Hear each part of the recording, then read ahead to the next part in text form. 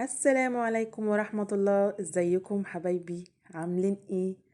يا رب تكونوا بخير.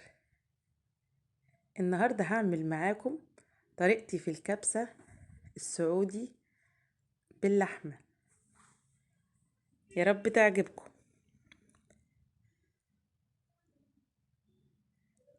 حضر كده حلة على النار وهنزل بحبة زيت حلوين،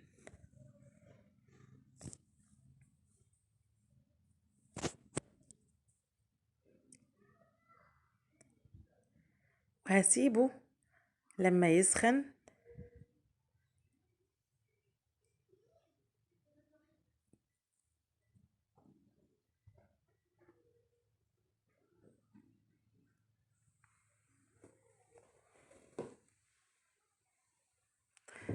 قبل ما ابدأ في اي حاجة، لو لسه اول مرة تشوفي قناتي ياريت تشتركي في القناة وتفعلي زر الجرس عشان كل اشعاراتي توصلك اول باول. وهيكون معاه كيلو من اللحمة غسلاه. هنزل بقى كده باللحمة هشوحها في الزيت.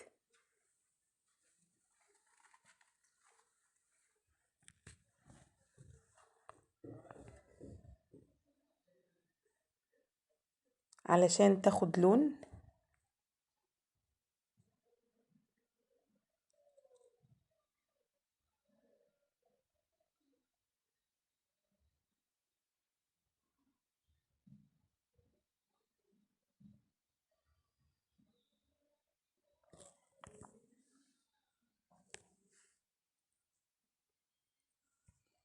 هحاول كده اقلب اللحمة على الجنبين، بس مش هقلب كتير علشان اللحمة ما تسردش مية. هو يا دوبك تاخد لون على الجنب ده وبعدين على الجنب التاني.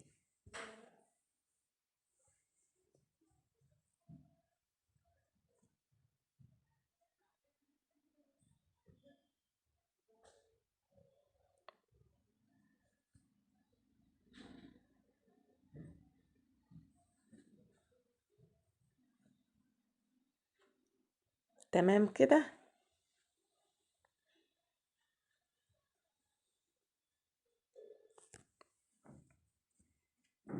تمام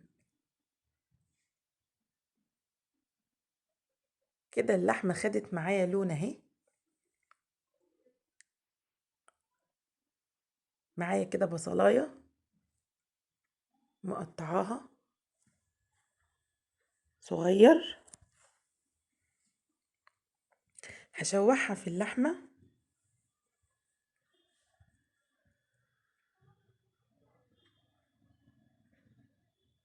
تمام كده. ومعايا بهاراتي حبهان وقرنفل وقرفة خشب ومعلقة كبيرة من بهارات الكبسة وليمون لومي. هنزل بكل البهارات اللي معايا دي هشوحها ويا اللحمة والبصلة.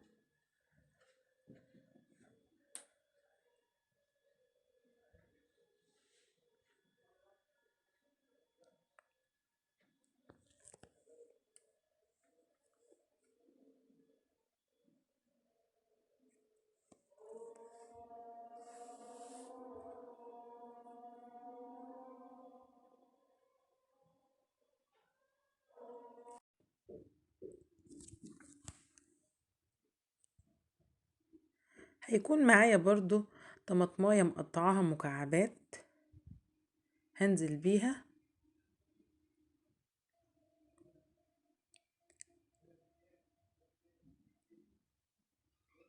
واقلب.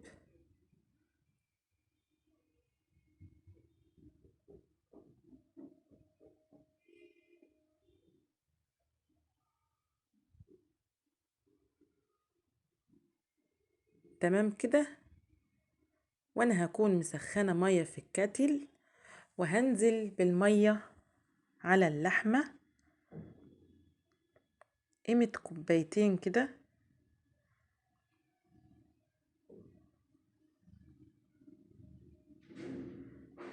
علشان اللحمة تستوي.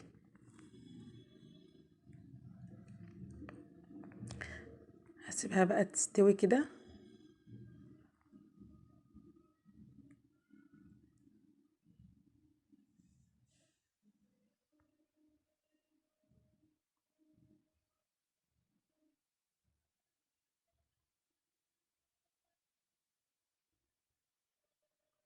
خلاص كده اللحمة استوت معايا. هكون انا غسلة الرز.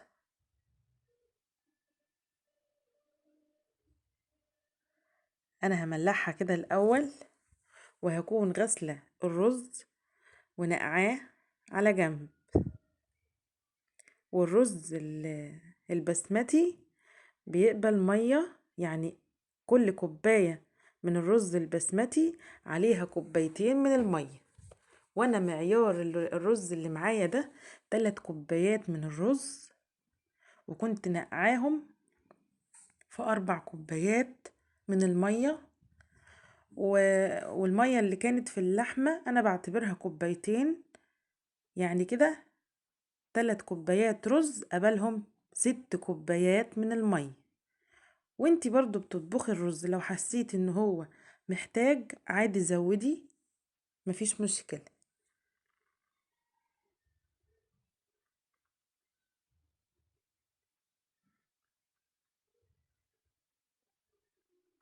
اهو تمام كده. هغطي انا بقى كده واسيبه بقى يستوي مع نفسه.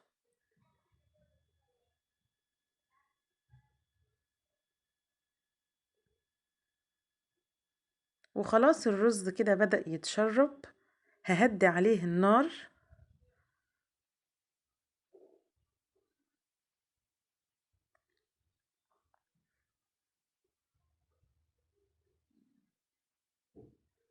واحضر طاسة كده وهنزل فيها بشوية زيت.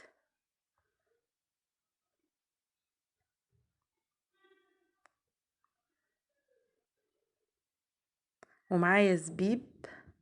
انا هحط في الكبسة زبيب، بحب الزبيب في الكبسة. وهحمره.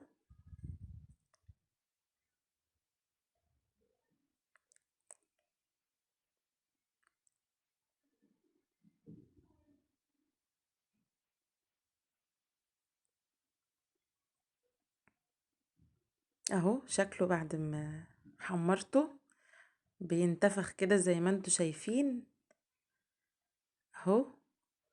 وخلاص كده حطيته كده على الكبسة، والكبسة بتاعتي خلصت. طريقة سهلة وبسيطة وما بتاخدش مجهود. ويا رب تكون الوصفة عجبتكم. ما تنسونيش بقى في اللايك والشير والسبسكرايب. ولو انتوا لسه اول مرة تشوفوا قناتي، ياريت تفعلوا الجرس علشان كل اشعاراتي توصل لكم اول باول. والسلام عليكم ورحمة الله وبركاته.